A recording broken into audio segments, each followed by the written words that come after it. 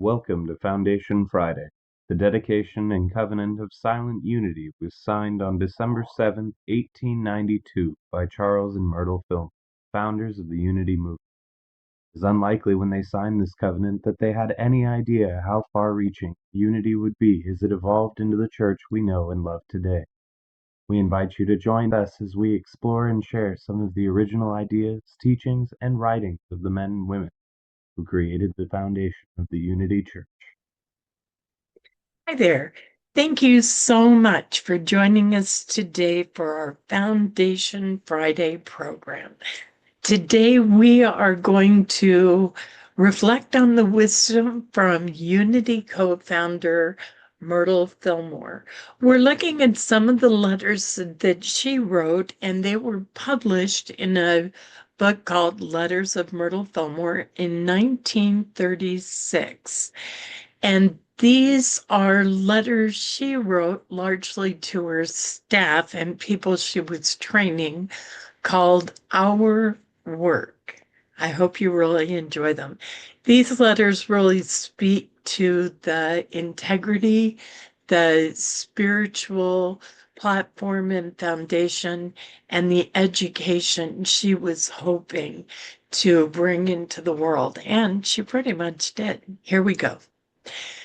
God has much to be done, and he will reveal the plan to those who seek it, and will open the way of progress and success to those who are really willing to give up preconceived opinions and to grasp the truth as the Holy Spirit reveals it. Heretofore, men have worked for money, labored for a living. Now, men are going to be forced to see that work is for the purpose of expressing God-given faculties and powers and loving service in the way that is truly beneficial. Wasted effort or unwisely directed plans will be a thing of the past. Each thought and each move will be divinely inspired, and the results will be satisfying and permanent. We find that we must not only be good, but good for something in this world in which we live. Sometimes we get into a rut and need a change of work, but first we must change our viewpoint. It surely is not wisdom and good judgment to keep it a thing year after year that brings no appreciable returns, and that does not cause the soul to grow and expand and radiate through the body as ever renewing health and youth. It is foolishness to devote oneself so wholly to a given line of action that one's own consciousness is neglected, so that one fails to learn how to keep in health and strength, and how to bring forth the things needed for daily comfort and peace of mind. The work that God to, appoints us to never demands of us more than we can do comfortably. And he never obliges us to neglect our own unfoldment of the Christ pattern within us. When we are doing as God would have us do, he takes wonderful care of us, not by bringing supplies and placing them at our feet always, but by showing us how to use our own resources in a way to convert them into whatever we need or would use. One who is living the Christ life attracts blessings of all sorts, and he need never worry about financial matters, though he will give enough thought and attention to them to keep his part of the law. Many individuals are going through a very definite period of awakening and adjustment these days, and many do not seem to know which way to turn. Employment of the past seems taken away. Nothing that one has done before seems to offer itself. Many times the reason for this is that the soul has been driving itself along certain ruts for a long time, and for its own good needs a change. It is not always best for a person to continue doing that which he likes to do, or that for which he has been trained, or that for which he has paid best, for which he is paid best. We need to round out to develop all our faculties and powers to do that which brings us close to humanity and that which increases what the world needs most. If we do not keep in touch with spirit and heed its promptings, our own unconscious desires will take us out of the ruts and leave us floundering on the rocks until we wake up and take hold of something that we shall find like and and that helps us and others. Okay, here's the next one. We are declaring and giving thanks each day that Jesus Christ is revealing to us, each needy one, the truth about supply and righteous expression of faculties and power that invites the daily supplies as they are required. It is God's will for all his children to have abundance, and it is our privilege to think this truth and declare it and expect it to be proved in our life. This is our method of prayer, acknowledging our oneness with God, claiming the ability that this gives, and expecting to have things needed and conducive to spiritual progress. We are God's children, but we are also his brain power and his hands and his voice.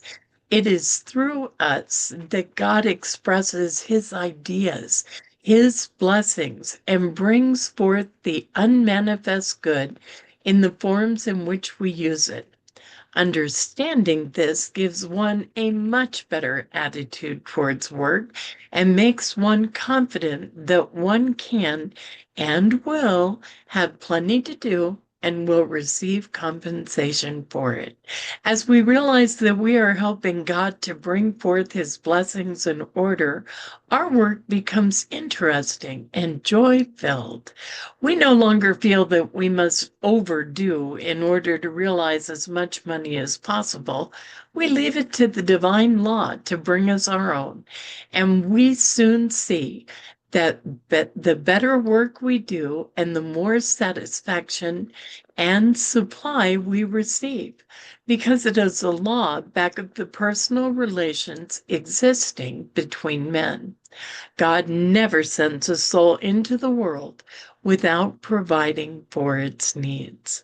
Until a person seeking to find his right work gets the light and feels the urge to be up and doing, he is to be still and wait upon the Lord and see his salvation. Meanwhile, instead of worrying about financial matters and the money to pay expenses, he should keep going to God and confidently making known his needs, giving thanks for the supply. He should give thanks first of all for wisdom to know what is needed to be done. Then give thanks that the needs are supplied out of the great storehouse of the Father. He must bless and break and pass out what he has and give thanks and know there is more coming as he requires it. Okay, here's the next one. There is an inexhaustible supply, and we are God's beloved children, for whom he is ever providing, and to whom he has given his own life and wisdom and power and substance, the innate ability to do whatever is required in bringing our own soul to the Christ standard of living and serving others. In order to truly prosper in his work, the individual must keep his mind filled with real prosperity ideas in right relation. He must think whether or not he is doing what he really desires to do, and must know by divine intuition that it is helping to develop and to round out his own consciousness and keep his body strong and radiant. Also, he must understand whether or not he is serving others to the best of his ability, and whether he is thinking of them and feeling toward them that which invites from them their very best, and that which is just towards him. To determine these things requires a spiritual discernment and the balanced development and use of the faculties of mind. There are those who arrive at a rather good prosperity consciousness without being conscious of the science of truth. But we find that everyone may attain his right place if he develops a health and prosperity consciousness by daily applying himself to the practice of truth. Okay, here's the next one. This problem of keeping ourselves employed isn't what it seems. Once we come into the understanding of the true purpose of life and service, we shall not need to keep busy all the time doing things we are not particularly interested in. For folks who have no interest in us, work has been held up to us from the time we were born as a means of earning a living. We have been impressed with the thought that we should be constantly employed and we should seek to increase our earning power. Well, now we are coming to see this matter in a new light. Work is for self-expression, the development of God-given faculties and power, and for helping those about us.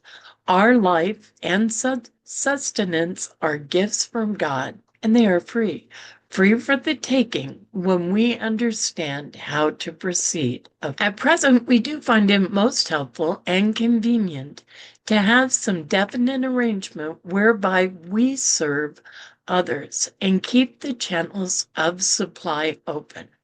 As long as we expect to use for ourselves those things and conveniences which require the efforts of others.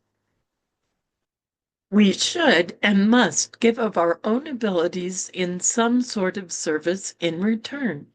Many of the most important and necessary things in life are free gifts from God, and we may have them constantly without any thought of doing any definite thing in return for them.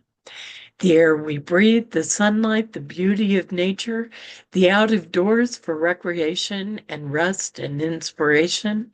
For these, we should be thankful to God, and we should be appreciative enough to make the best use for them. That way, the more perfectly we can interpret His plan in ourselves. So those are some of the letters of Myrtle Fillmore on our work and the way that we look at work. I hope you've enjoyed today's message, but before we go, please know you matter. You are sacred, and you are so, so very loved. Namaste. Thank you for joining us, and let's stay connected and grow in spirit.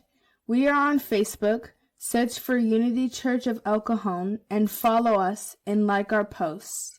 You can reach us on YouTube at Unity Church of El Cajon. Please subscribe to our channel, watch our videos, and leave comments which can help us improve. We are on the web at unityofelcajon.org. Email or call our church office to receive our weekly newsletters, which lists all of our activities and opportunities to learn and grow together.